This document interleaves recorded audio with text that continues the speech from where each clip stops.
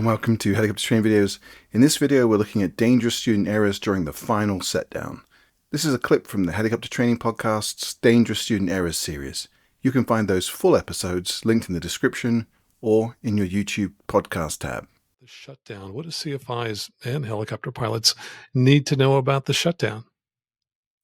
Yeah, so I fly with these instructors, there are 200 hours or all the way up to 1,000 hours where I'm doing a lot of internal training.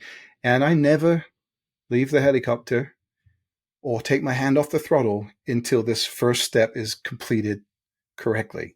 And that's the roll down. So we've landed, all the stress comes out, we relax for a second, but as the instructor, keep your left hand on that throttle. We're 100%.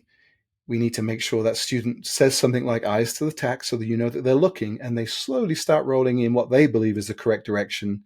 So it gives you and them time to catch it if it's not, if they're rolling up. And then they and they come all the way down. It's such an easy way to break a helicopter, and pretty badly too. If you set down, collective down, first step is a memory item, so it's not a checklist item, is roll that throttle down, they roll the wrong way, boom, done. Engine, rotor, gearbox. So just as the instructor, never ever let your guard down at this point. And teach your student too. It's like, hey, this is one of the times where it's really easy for you to destroy this helicopter. So let's always use that technique. Eyes to the tack, thumb down, roll down, nice and slow. We're going in the right direction. Good. Let's continue from there. Yeah, and there's an analogy in the fixed-wing world, which is that pilots, after they land and they start to taxi, they feel this sense of relief. The hard part's done. This is the easy part. All I need to do now is just taxi back.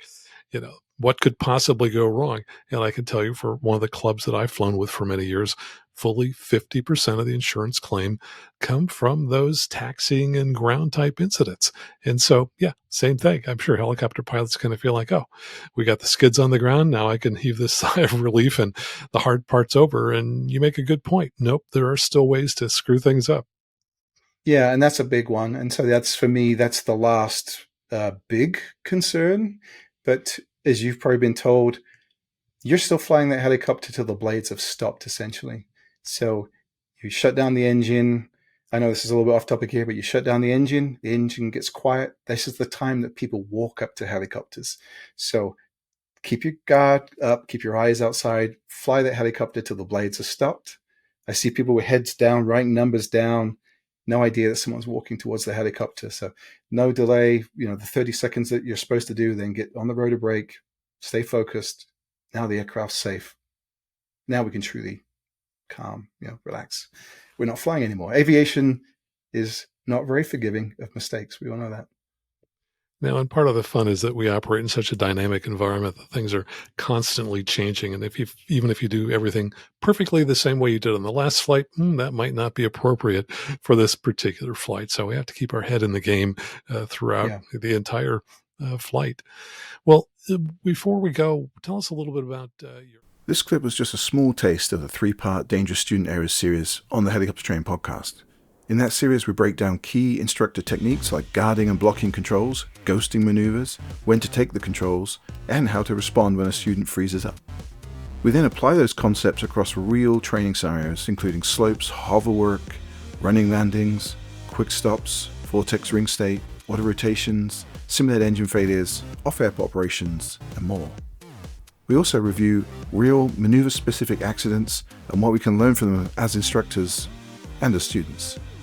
You can find the full episodes right here on this YouTube channel under the podcast tab, or search for Helicopter Training Podcast on your favorite podcast player. And if you're interested in learning to fly helicopters, you can start learning right now on Helicopter Training Video's YouTube channel, with video playlists covering things like ground school subjects, flight maneuvers, as well as following along with a student on every training flight from day one all the way through to check ride. And if you haven't already, please subscribe to get all the latest videos and help support this channel. And finally, for more information, including articles, quizzes, and resources, and how to support this volunteer project, please check out our website, helicoptertrainingvideos.com. Thanks for watching. Fly safe.